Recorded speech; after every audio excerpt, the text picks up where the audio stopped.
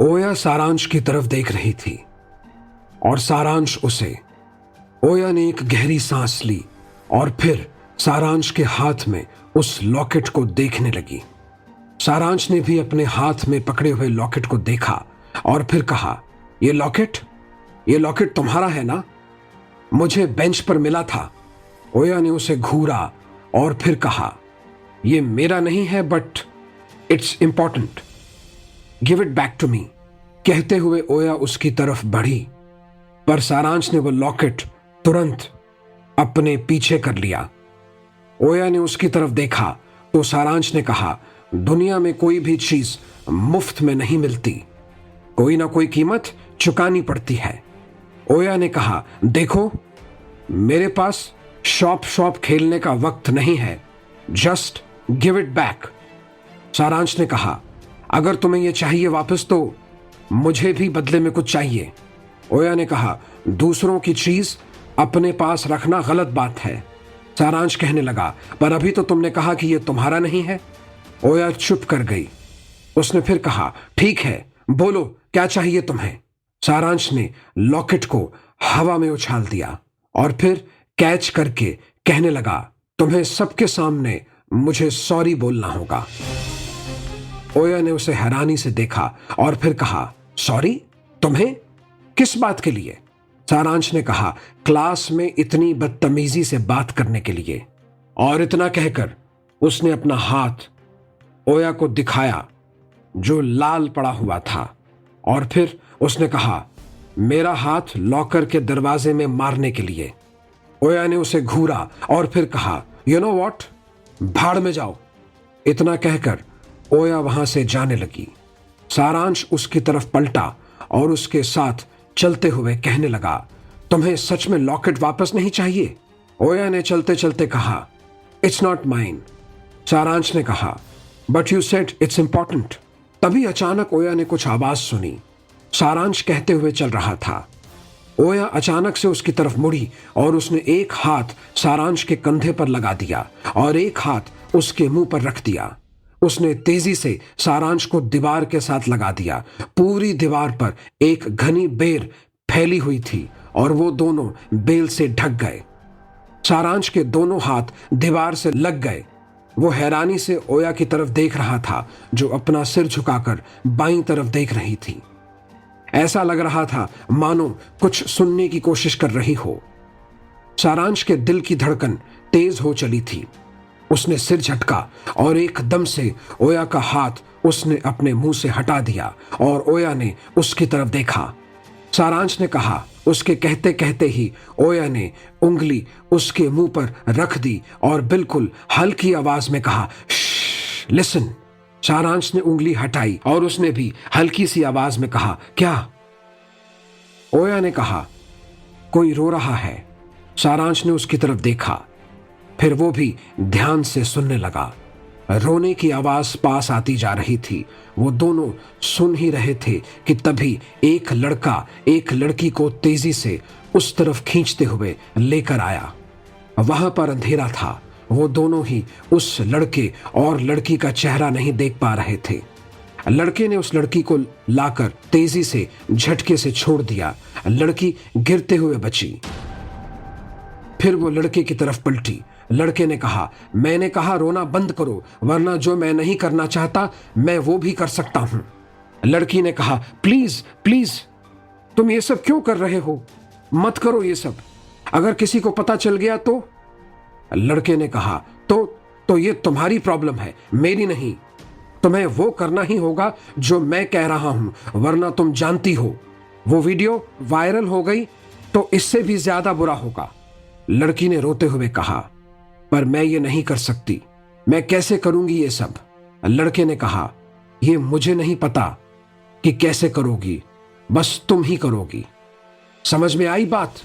ओया ने हल्की सी आवाज में कहा, ये आखिर बात किस बारे में कर रहे हैं?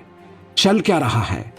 सारांश ने गुस्से भरी आवाज में धीरे से कहा, दिस बास्टर्ड, मैं इसे बताता हूं। इतना कहकर वो हिला ही था कि ओया ने एकदम से उसके सीने पर हाथ रखकर उसे फिर से दीवार के साथ लगा दिया। इसके साथ ही ओया की आंखें बंद हो गईं और उसे सारांश की यादें दिखने लगीं। उसने झटके से आंखें खोल दी। ओया ने सारांश की तरफ देखा और फिर कहा, पागल मत बनो, हो सकता है कि तुम उस लड़की को और मुसीबत में डाल दो। पहले सुनने तो दो कि वो बात किस बारे में कर रहे हैं। ओया के कहने पर वो दोबारा उन दोनों की बातें सुनने लगे। लड़के ने कहा, कल रात तक का टाइम है। अगर कल रात तक तुमने कुछ नहीं किया तब मुझे मजबूरन वो करना पड़ेगा जो तुम नहीं चाहती। लड़की ने कुछ नहीं कहा, बस चुपचाप रोती रही। लड़की ने एक गहरी सांस ली और फिर कहा, रोना बंद करो और जाओ यहां से। कल काम हो जाए तो बात करना, समझ में आया? चल अब निकल। लड़की ने सिर हिलाया और फिर वहां से चली गई। लड़के ने इधर उधर देखा और फिर वो वहां से जाने लगा। ओया और सारांश दीवार के साथ और सट गए। तभी सारांश के ऊपर कुछ गिरा तो वो हिला और जरा सी आवाज हुई। लड़का चौंक उठा। ओया ने गुस्से में सारांश को घूरा। वो लड़का उस बेल की तरफ आने लगा। ओया एकदम से सारांश के और ज्यादा करीब आ गई। सारांश ने उसके सिर पर हाथ रखा और उसका चेहरा अपनी जैकेट में छुपा लिया। खुद उसने अपना चेहरा नीचे झुका लिया। वो लड़का पास आने लगा। तभी अचानक एक चूहा बाहर निकल आया। लड़के ने चूहे की तरफ देखा और फिर कहा, डैम रैट, और इतना कहकर वो वहां से तेजी से चला गया।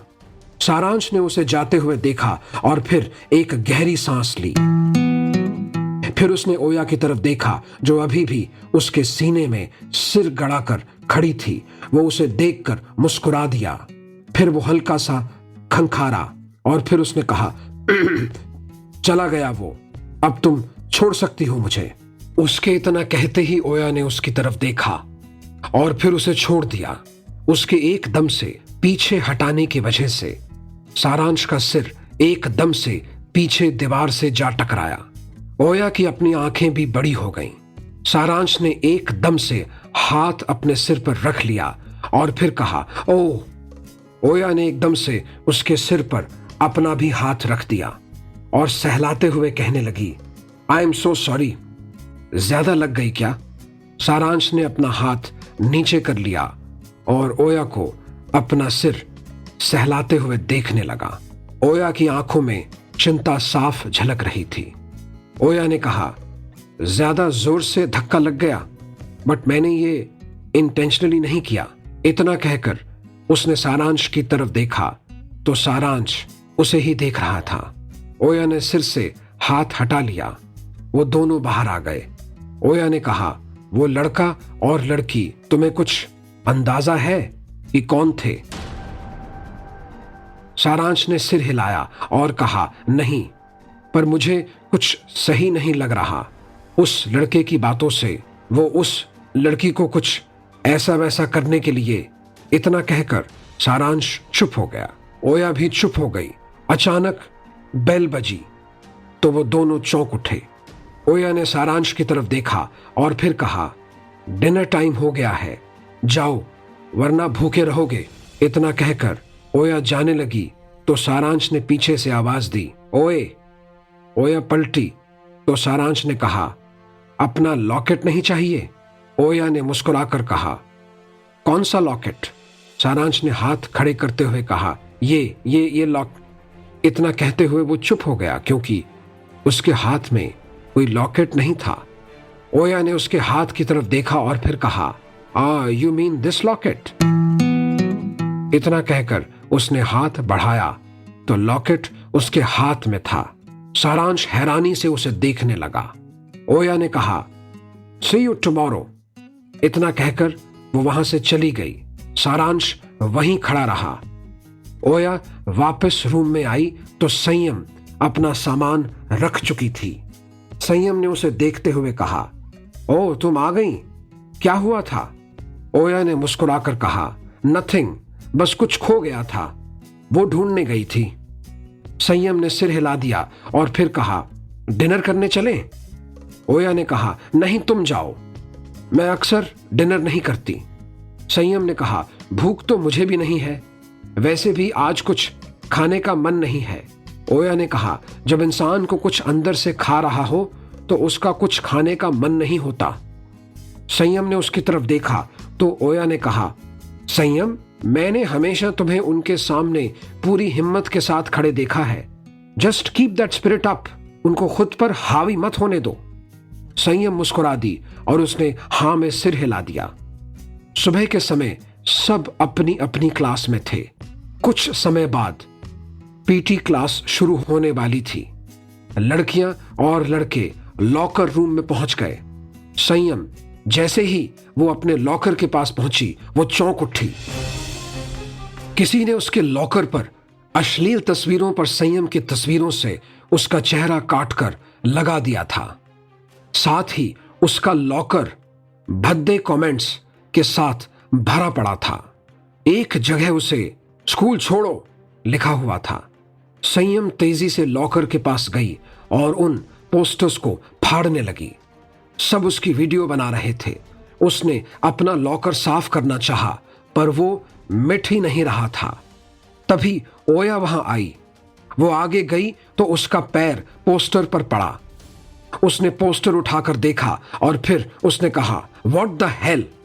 संयम ने साफ करने के लिए कपड़ा निकालने के लिए एकदम से अपना लॉकर खोला तो एक धागा उसके लॉकर के साथ लगा हुआ था। ओया ने उस धागे की तरफ देखा तो वो ऊपर की तरफ बंधा हुआ था। ओया ने संयम को रोकना चाहा, संयम नो, पर संयम ने लॉकर खोल दिया। ओया तेजी से आई और उसने संयम को हटा दिया। धागा टूटा और ऊपर रखी बाल्टी पलट गई। उसमें रेड पेंट एकदम से ओया के ऊपर गिर गया। संयम पर भी कुछ छींटे पड़ गए। ओया पूरी लाल रंग में नहा गई। सब हंस पड़े। ओया की आंखें बंद थीं। उसने आंखें खोली और सबकी तरफ देखा। उसने अपना चेहरा पोंछा और संयम की तरफ देखा। ओया ने कहा, तुम ठीक हो? संयम की आंखें भर आई थीं। उसने हां में सिर हिला दिया। तभी वहां सारांश आया। उसने पहले ओया की तरफ देखा और फिर बाकी सब की तरफ। वो ओया की तरफ बढ़ा ही था कि निक ओया की तरफ बढ़ी। सारांश रुक गया। निक ने अपने बाजू लपेटे और फिर ओया की तरफ देखा। ओया ने उसे घूरा। निक ने कहा, आई टोल्ड यू, अगर हमारे टारगेट और हमारे बीच आओगी तो यही होगा, बट तुम्हें तो सुनना नहीं है। See your self now. क्या हो गया? ओया ने कहा, वो कमेंट्स और वो पोस्टर, वो सब तुम्हारी हरकत थी। निक ने मुस्कुराकर कहा, क्यों, तुम्हें कोई डाउट है क्या? तभी वहां स्मर्थ और बाकी सब भी पहुंच गए। समन्वय ने पोस्टर की तरफ देखा और फिर उसे उठा लिया। उसने पोस्टर की तरफ देखा तो वो चौंक उठा। उसने पोस्टर सारांश को दिखाया। सारांश भी हैरान रह गया। उसने वो पोस्टर स्मर्थ को दिखाया और फिर कहा, ये तूने किया है? स्मर्थ ने पोस्टर की तरफ देखा और वो भी चौंक उठा।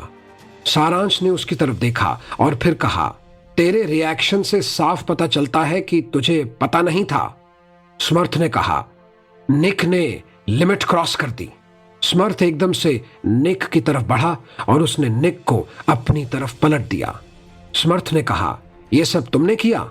Are you crazy? इससे पहले कि निक कुछ कहती, संयम एकदम से उस तरफ आई और उसने स्मर्थ को अपनी तरफ घुमाया।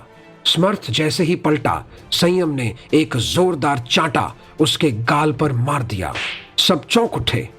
स्मर्थ ने संयम की तरफ देखा तो संयम ने कहा, क्या क्या करोगे अब?